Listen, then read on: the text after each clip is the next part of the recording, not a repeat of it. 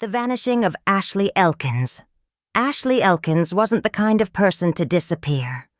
At 30 years old, she was a devoted mother, a skilled hairstylist, and a woman with a routine.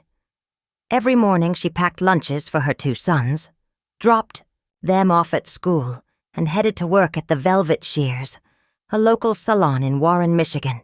She was adored by her friends and protective of her family. So when she vanished on January 2nd, 2024, the entire town was shaken. That day, Ashley had run errands, texted her sister about dinner plans, and confirmed a client appointment. Her last known contact was a phone call with her mother, mentioning a visit to her ex-boyfriend, DeAndre Booker, to clear some things up. DeAndre and Ashley had a complicated history.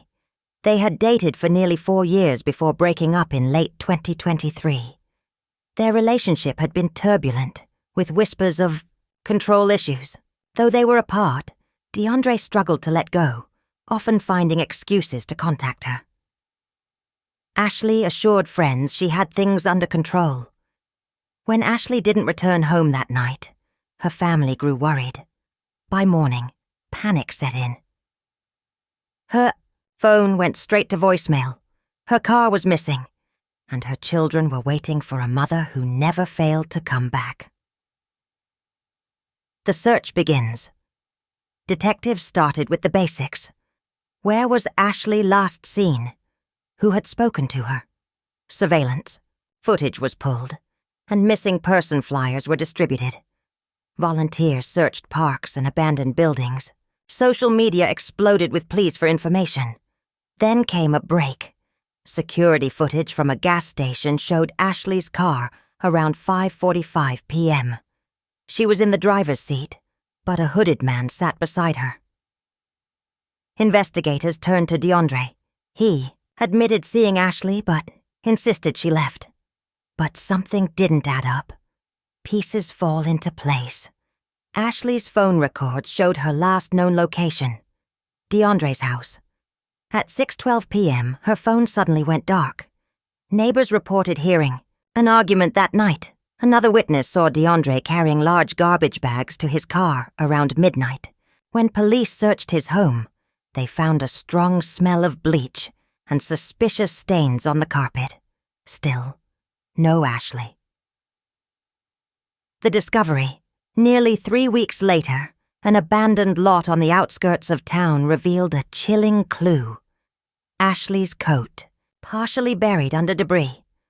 The location was just 3 miles from DeAndre's home. With mounting evidence, police arrested DeAndre for murder. He was charged with premeditated murder, evidence tampering, and concealing a death.